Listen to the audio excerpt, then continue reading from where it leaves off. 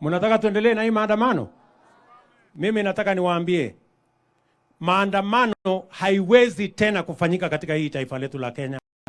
Hiyo wanasema Wednesday, hiyo wanasema sijui lini, hiyo maandamano haiwezekani.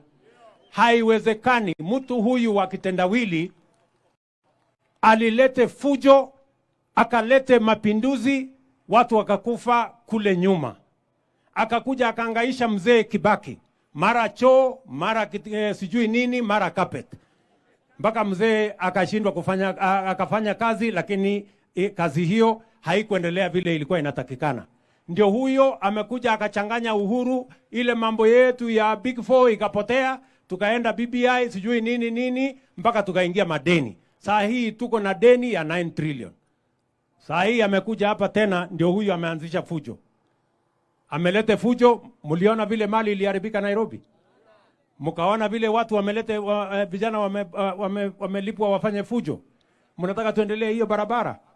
Mimi nataka nimwambie Bwana Raila Odinga, uchaguzi iliisha tarehe 9 mwezi wa 8 mwaka uliopita.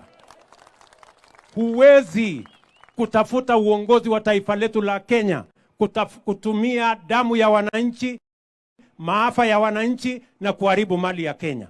Hiyo haiwezekani. Na hakuna vile utabadilisha Kenya kwa hiyo barabara unaenda. Na hiyo barabara umeenda, mimi nataka nikuhakikishie, mimi niko na wewe macho kwa macho. Tutakutana. Haiwezekani. We cannot accept. Ama namna gani jameni?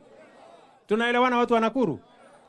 Ati wanasema ya kwamba wanataka kutulazimisha.